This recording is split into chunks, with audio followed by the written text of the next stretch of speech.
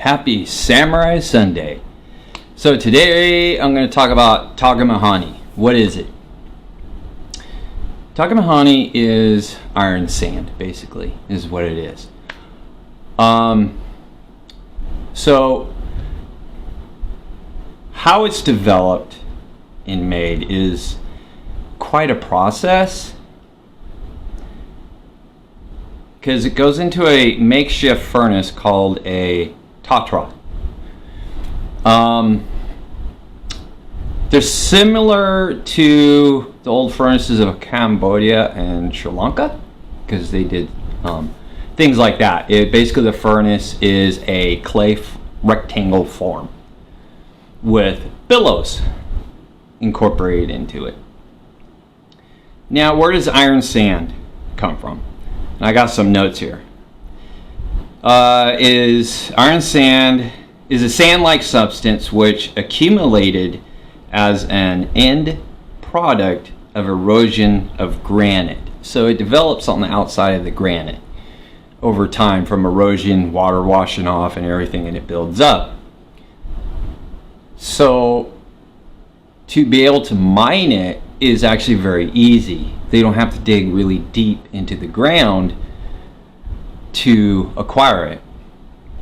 And there's several locations in Japan where this erosion happens, and we'll throw a map up on the screen that actually shows the locations of where this iron sand develops. So after they mine it off of the granite and whatnot, they bring it back to basically the tatra.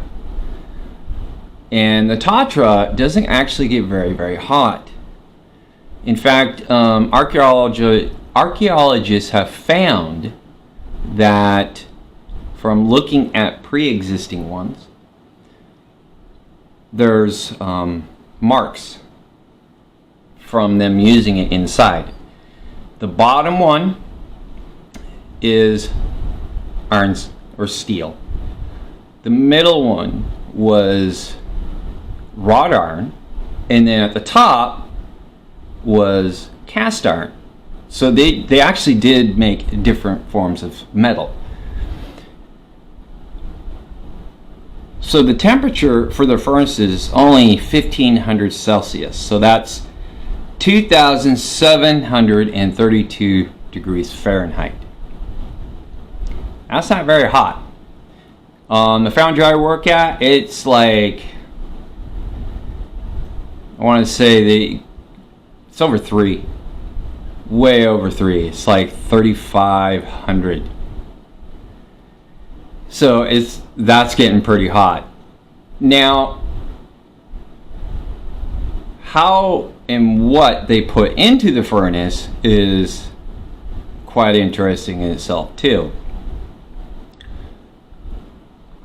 There's only 3 components inside the furnace: sand, coal, iron sand. Why sand? What it does is it helps while they're melting it. There's certain type of sands in products, because we use them at the foundry, you throw on top. Okay, it's like a shell, basically, because even though you have this cooking in there, basically, you don't want the top layer to cool off, even though you have that heat coming through there. So you have to put like a layer cap, a crust on top. Also, what it does, it helps pull impurities up to the top. Now, the problem with Tamahagane is it's full of impurities, because it's a byproduct of erosion. So that's why if you look at still pictures of raw Tamahagane, iron sand, there's a bunch of pits and voids and black spots, and all those little black spots are all impurities in the metal. I mean, it's riddled with it. It's only got 2 to 5% ferrous oxide, okay, in the metal naturally, compared to 79 to 87% ferrous oxide in like certain Sri Lanka ores. So Sri Lanka ores have a lot more in it. Ferrous oxide is very important to have in it. It's naturally inside the metal. Now, as far as the chemistry went, the Japanese, since they were kind of shut off from the world, unlike Cambodia, Sri Lanka, Europe, Asia, they kind of knew more of the chemistry than Japan did. So Japan knew they had to put coal inside their furnace to keep the heat going, because it does. Coal will generate an enormous amount of heat. So they threw that in there, not knowing when they threw that in, yeah, it's generating a lot more heat, but I mean, like I said, it only got up to 1500 Celsius, because that's all it's going to do for you. But at the same time, it was adding carbon to the metal, which is a good thing. You want carbon in there. So once that process is done, they call it bloomers. Okay, they'll break the lower part of the furnace open, and then they have like a trowel that they build with the clay, and the molten metal will flow into what you would call a form, and this makes their bloomers, and they're just blocks of steel. From there, they determine a high quality to a low quality bloomer. And then you would have like a lot of times have a third one that would be like a really poor quality bloomer, where that they might make out of it like farming tools, because it doesn't have to be anything high tech. Like a kuni knife. A kuni knife is a farming tool. So from there, it's going to go to the swordsmith. Now, here again, this was all trial and error that they did, because they had to. They knew they had to take a high quality and a low quality and put the two together. Okay? But when they did that, they figured, okay, we got to fold it different ways. So they would take it as they're doing it, and they put the two together after a while and start forge welding it together. Now, this is your block of steel. Then they would cut it so it was like this. Then they would fold it in like that. Put it back in the furnace. Hammer it again. Then they would take it, cut it open this way, and then opposite direction, fold it back over on itself. And they would do that. And when you can take any type of metal, even to this day, it doesn't matter what type it is. The easiest form to figure out to try this is get jewelry wire from your local Hobby Lobby or something, and take a hammer and smack it and just tap on it for a little bit so you see it kind of flat. Then try and bend it. It's gonna bend, but you're gonna feel more resistance to it now. The reason being is every time they hammered it, you're actually pushing more carbon in to the metal, even if it's already preformed. You're taking carbon that's trapped in certain pockets of the metal, because all metal will have this, and you're compressing it down even more. The more you compress it down, the stronger it gets. The reason why they used a high quality and a low quality is to make that strength. Now, like I said, they didn't really understand the chemistry of it. They just understood they had to do this. Hence, when they folded it, okay, you would get something like this. Hopefully the camera picks it up. You get the folded patterns in there, okay? And these are pretty damn tight folds. My wife's that we're building, the folds in it are even tighter yet. So the tighter you get the folds, the more strength it's going to have. It also helps with adding flexibility to the blade. We all know katanas are very rigid blades, except for the back. Well, they understood if you had an exceptionally rigid, hard blade, when it was struck from the side, it's going to snap it in worst case scenario, or take a really bad bend. But most of the time it'll just snap in half. Like I said, this was trial and errors for them in the beginning. So that's why they made the back of the katana softer and the cutting edge harder. Now the nice thing about Tamahagane is it takes an edge very quickly, very easily. Okay, so to sharpen one, it doesn't take that long. The reason why polishers take about 3 weeks, you got to remember, they're getting this blade raw from the swordsmith. So, swordsmith ain't doing nothing. All he's going to do is knock the scale off from the heat treatment. That's all he does. So the sword polisher has the job of polishing that whole blade. Okay. And this one, I know I did a review on this. This is my custom from Swords of Northshire. And like I said, I like the thinned out taper profile on the tip because it's less mass to cut through. And I've actually seen online historical katanas made just like this, where this end tapers out like that. Why? Because there's less mass. So it's going to zip through a target faster. So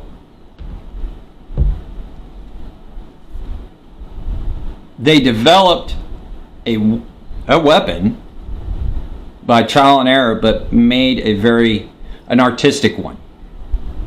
Because it is, with the fittings and everything. Everything on their swords has a purpose and a meaning all the time. Now, the majority of where these tatras were is in the northern part of Japan. I mean, far north up, where it gets a lot of snow. The village, one of them that's pre-existing today, it's the only spot that these furnaces exist now. Is, let me see if I can't pronounce this right. Sugya Tatra Sanya. So, and Sanya is a region. So that was the village where they would make Tamahagane. There's only one, from my research, furnace left in operation today. And it's there. Because when they got done with one furnace, melting either iron sand, sometimes they would do iron sand and wrought iron and then tear the whole thing down, or they would do cast and wrought iron afterwards and tear the whole thing down. So it wasn't like they used it a bunch of times. Sometimes they would just use it one time, tear it down, build another one. Or they would do the 3 types of metal like I said, and then tear the whole thing down. They would do that in one day, and then tear the whole thing down. Actually, it's not just one day. It takes about a week for them to do one, because there's so much involved in it, because they have to keep it going. Because at that temperature, it really didn't melt all the iron. It didn't solidify it at that temperature. So that's where you get, when they broke it open to pour it out, that's where you would get the really poor quality steel, is from the metal that didn't melt all the way. And you're thinking, well, how do they know which one's which? It's the way it flows out, is how it works. If you watch any videos on foundry work, when they pour, I mean, it's like water just flowing, but as it cools off, it slows down more, and you can physically see it. I see it every day, unfortunately. That it gets real sluggish towards the end. So that's how they made the trowels. So when you first break it open, the hottest stuff is going to flow out first into the first mold to make a bloom. Then mediocre temperature goes into the middle one, you could say, and then the last one's where all the crap left over is going into, because they didn't waste anything. If there was some stuff left inside, they possibly would have scraped that up, so when they started it back up again, they'll just throw that in on top and then go again. But for a country that was locked off from the world, basically, they were. And this is even before the shogunate took over and during the Edo period and totally locked him out from everybody. I think it's quite interesting to see that they were able to develop a sword like this with very little knowledge. It was, like I said, basically trial and error that they did, because they had nothing else to work with, because prior they actually were making swords out of bronze, just like everybody else. They figured it out. Bronze isn't very strong. It can be and it can't be. In a smaller form and thicker, it's pretty strong, but the moment you taper it out like this, it's not very strong. But bronze actually will hold, you can get super sharpness out of bronze, more so than out of a katana. The stuff is crazy sharp, but it's not very durable. So when they found out about, well, why don't we just mine some of this iron and see what it does, and they based it off of Chinese weapons. That's why in prior, when they started making weapons out of iron, they looked like kind of like a Chinese dowel, but they're really not. There's not very many of them, because they switched over making the katanas at a very early age, and then proceeded from there, and it was all trial and error, trial and error.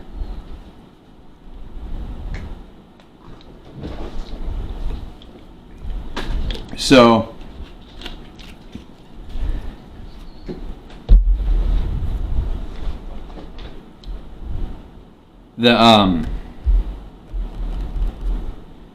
there's a map I have.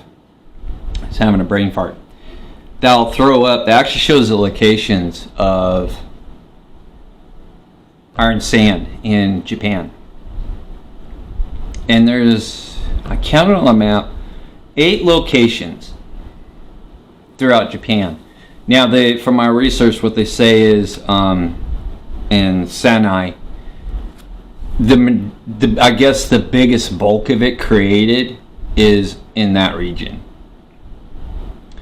And it's probably because it gets so much snow, even today, it gets a ton of snow, that when it starts melting in the runoff, it's creating this buildup on the granite. So that's probably why most of the makeshift furnaces were up there.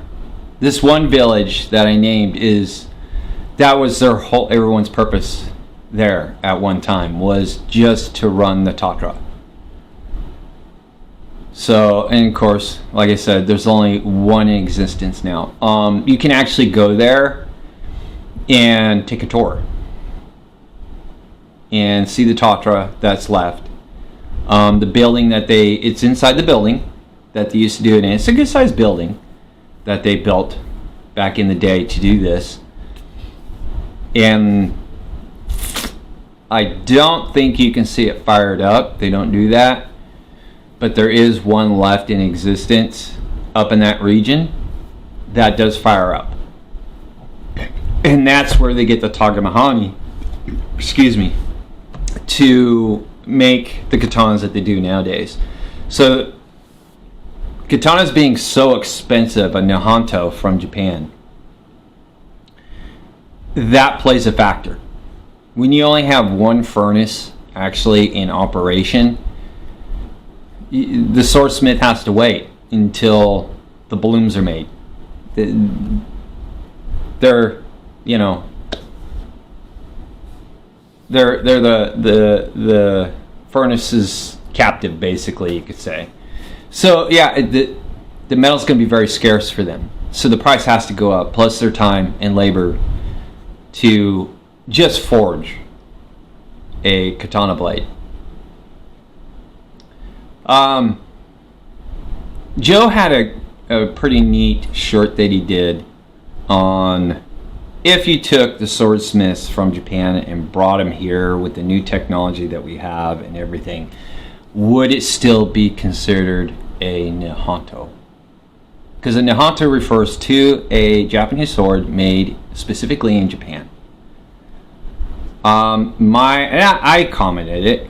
In my opinion, no, because their crafts are also based around tradition and beliefs.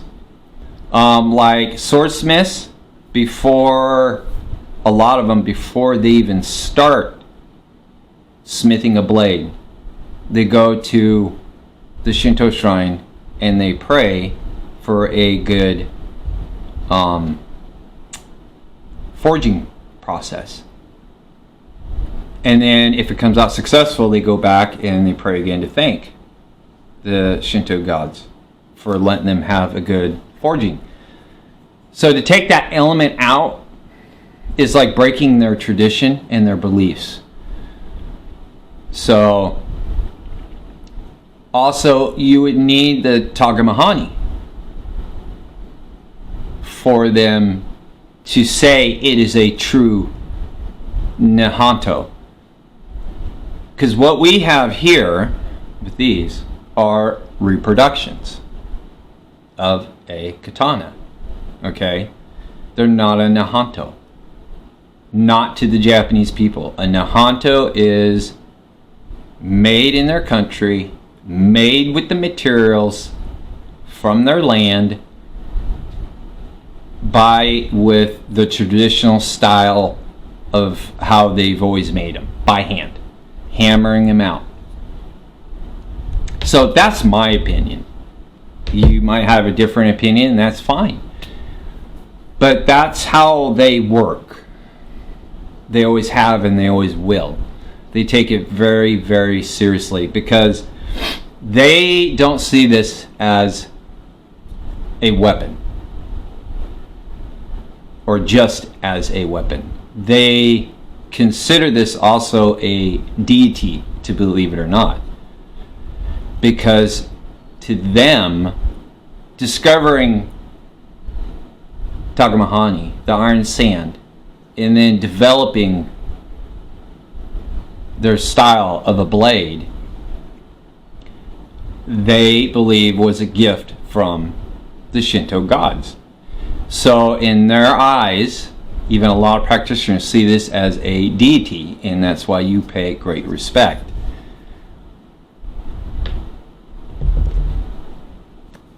So that's what I've got for you guys for Tamahagane.